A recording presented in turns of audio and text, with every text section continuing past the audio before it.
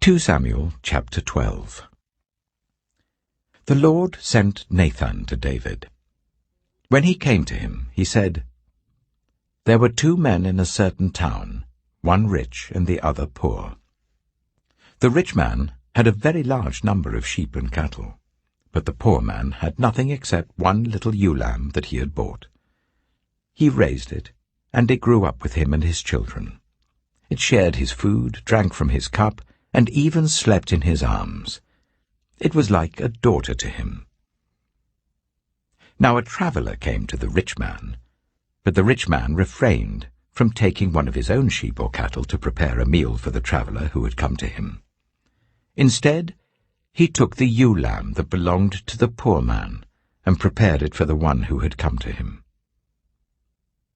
David burned with anger against the man and said to Nathan, "As surely as the Lord lives, the man who did this must die. He must pay for that lamb 4 times over, because he did such a thing and had no pity." Then Nathan said to David, "You are the man. This is what the Lord, the God of Israel, says. I anointed you king over Israel, and I delivered you from the hand of Saul. I gave your master's house to you, and your master's wives into your arms. I gave you all Israel and Judah. And if all this had been too little, I would have given you even more. Why did you despise the word of the Lord by doing what is evil in his eyes? You struck down Uriah the Hittite with the sword, and took his wife to be your own. You killed him with the sword of the Ammonites. Now, therefore, the sword shall never depart from your house, because you despised me, and took the wife of Uriah the Hittite to be your own. This is what the Lord says. Out of your own household I'm going to bring calamity on you. Before your very eyes I will take your wives and give them to one who is close to you, and he will sleep with your wives in broad daylight. You did it in secret, but I will do this thing in broad daylight before all Israel." Then David said to Nathan, "I have sinned against the Lord." Nathan replied, "The Lord has taken away your sin. You're not going to die. But because by doing this you have shown utter contempt for the Lord, the son born to you will die." After Nathan had gone home, the Lord struck the child that Uriah's wife had borne to David, and he became ill. David pleaded with God for the child.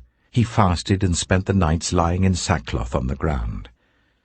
The elders of his household stood beside him to get him up from the ground, but he refused, and he would not eat any food with them. On the 7th day, the child died.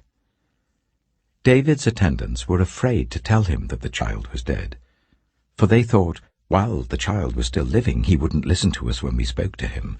How can we now tell him the child is dead? He may do something desperate. David noticed that his attendants were whispering among themselves, and he realized that the child was dead. "Is the child dead?" he asked. "Yes," they replied. "He is dead." Then David got up from the ground. After he had washed, put on lotions and changed his clothes, he went into the house of the Lord and worshipped. Then he went to his own house, and at his request they served him food, and he ate. His attendants asked him, "Why are you acting in this way? While the child was alive, you fasted and wept, but now that the child is dead, you get up and eat." He answered, "While the child was alive, I fasted and wept. I thought, who knows? The Lord may be gracious to me and let the child live. But now that he is dead, why should I go on fasting? Can I bring him back again? I will go to him, but he will not return to me." Then David comforted his wife Bathsheba, and he went to her and made love to her. She gave birth to a son, and they named him Solomon. The Lord loved him, and because the Lord loved him, he sent word through Nathan the prophet to name him Jedidiah. Meanwhile, Joab fought against Rabbah of the Ammonites and captured the royal citadel. Joab then sent messengers to David, saying, I have fought against Rabbah and taken its water supply. Now muster the rest of the troops and besiege the city and capture it. Otherwise I shall take the city, and it will be named after me. So David mustered the entire army and went to Rabbah, and attacked and captured it. David took the crown from their king's head, and it was placed on his own head. It weighed a talent of gold, and it was set with precious stones. David took a great quantity of plunder from the city, and brought out the people who were there, consigning them to labor with saws and with iron picks and axes, and he made them work at brickmaking. David did this to all the Ammonite towns. Then he and his entire army returned to Jerusalem. 2 Samuel chapter 13. In the course of time, Amnon, son of David, fell in love with Tamar, the beautiful sister of Absalom, son of David. Amnon became so obsessed with his sister Tamar that he made himself ill. She was a virgin, and it seemed impossible for him to do anything to her. Now Amnon had an adviser named Jonadab, son of Shimeah, David's brother. Jonadab was a very shrewd man. He asked Amnon, Why do you, the king's son, look so haggard morning after morning? Won't you tell me? Amnon said to him, I'm in love with Tamar, my brother Absalom's sister. Go to bed and pretend to be ill, Jonadab said. When your father comes to see you, say to him, I would like my sister Tamar to come and give me something to eat. Let her prepare the food in my sight, so that I may watch her and then eat it from her hand. So Amnon lay down and pretended to be ill.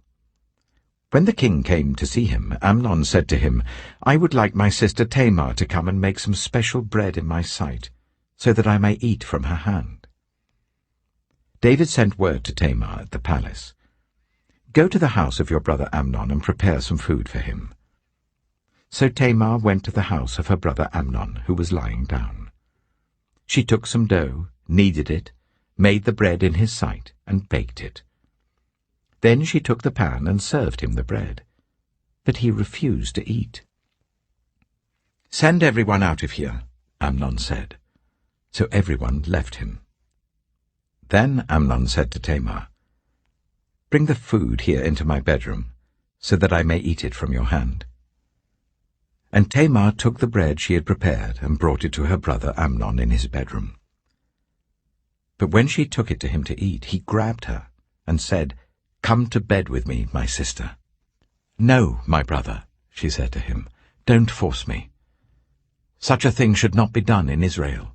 Don't do this wicked thing. What about me? Where could I get rid of my disgrace? And what about you?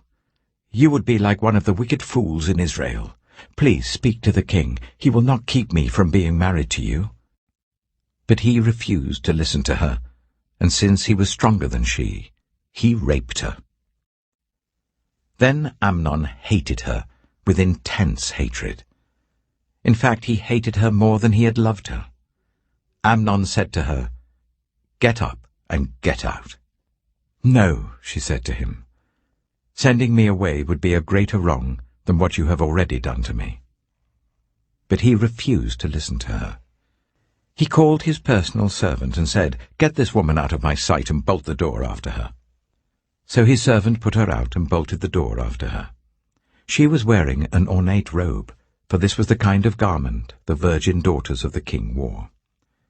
Tamar put ashes on her head and tore the ornate robe she was wearing. She put her hands on her head and went away, weeping aloud as she went. Her brother Absalom said to her, Has that Amnon, your brother, been with you? Be quiet for now, my sister. He is your brother. Don't take this thing to heart. And Tamar lived in her brother Absalom's house, a desolate woman. When King David heard all this, he was furious.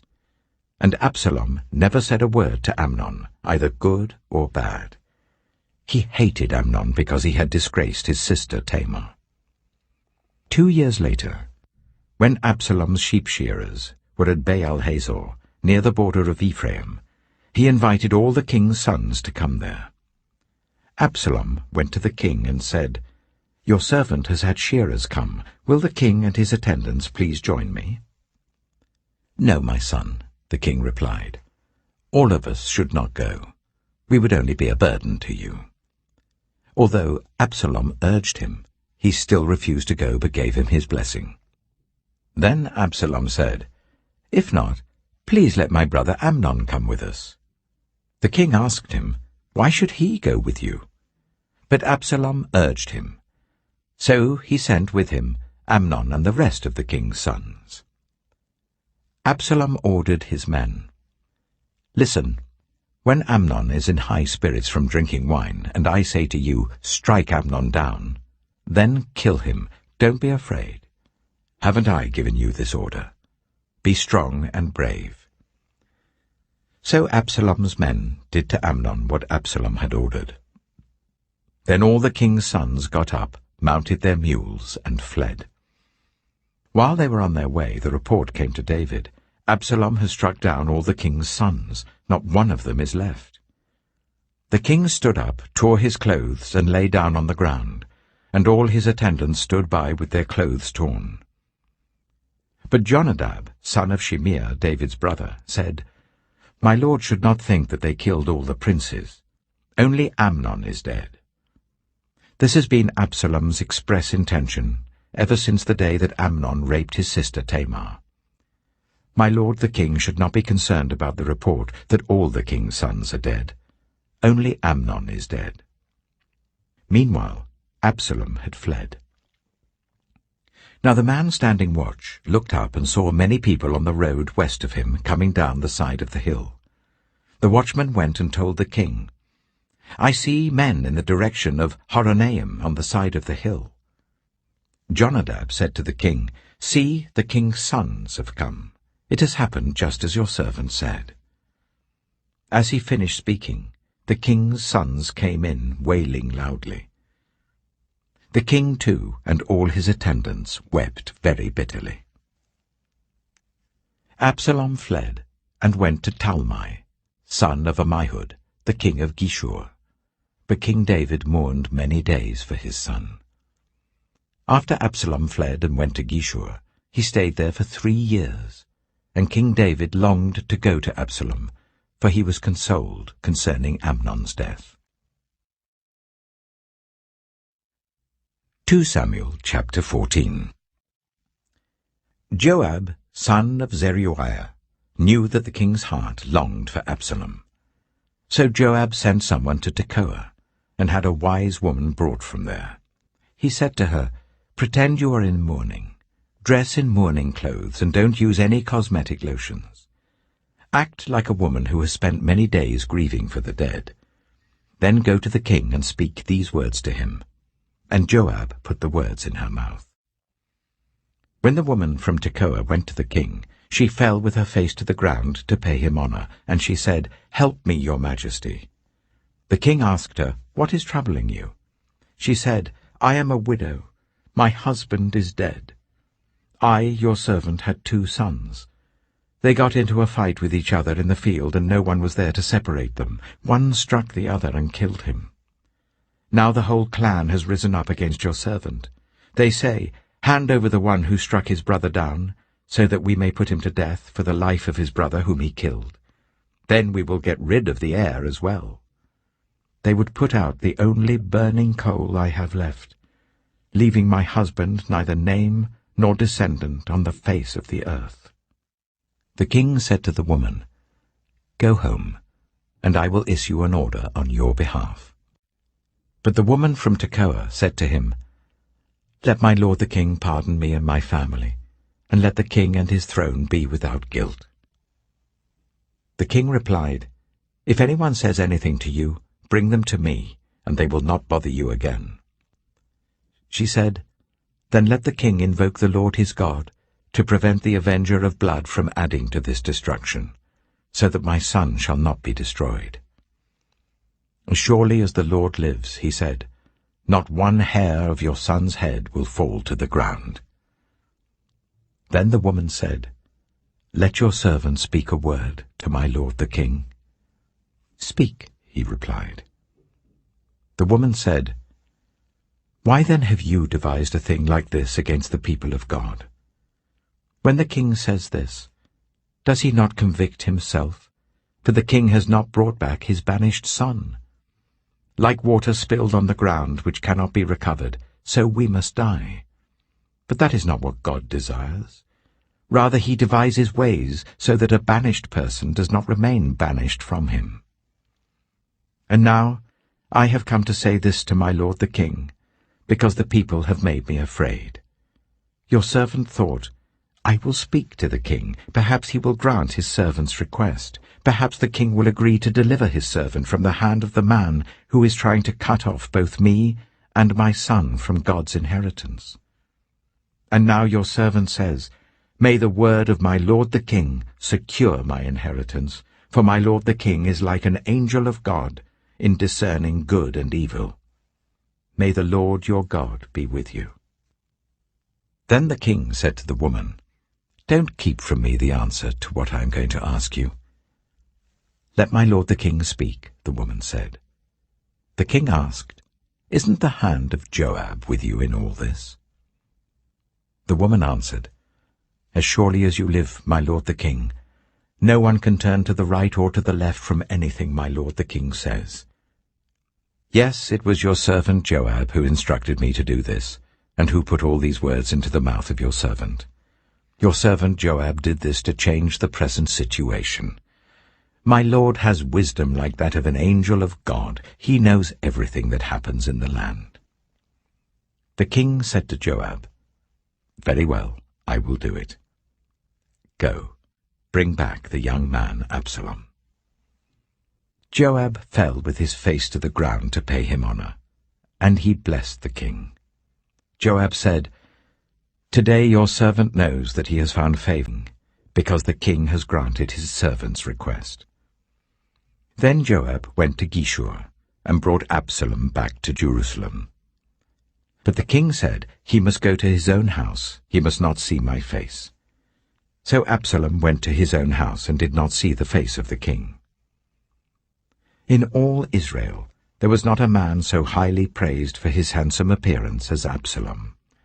From the top of his head to the sole of his foot there was no blemish in him. Whenever he cut the hair of his head, he used to cut his hair once a year because it became too heavy for him, he would weigh it, and its weight was 200 shekels by the royal standard. 3 sons and a daughter were born to Absalom. His daughter's name was Tamar, and she became a beautiful woman. Absalom lived for 2 years in Jerusalem without seeing the king's face. Then Absalom sent for Joab in order to send him to the king, but Joab refused to come to him. So he sent a second time, but he refused to come. Then he said to his servants, "Look, Joab's field is next to mine, and he has barley there. Go and set it on fire." So Absalom's servants set the field on fire. Then Joab did go to Absalom's house, and he said to him, "Why have your servants set my field on fire?" Absalom said to Joab, "Look, I sent word to you and said, 'Come here so that I can send you to the king to ask, why have I come from Geshur? It would be better for me if I was still there.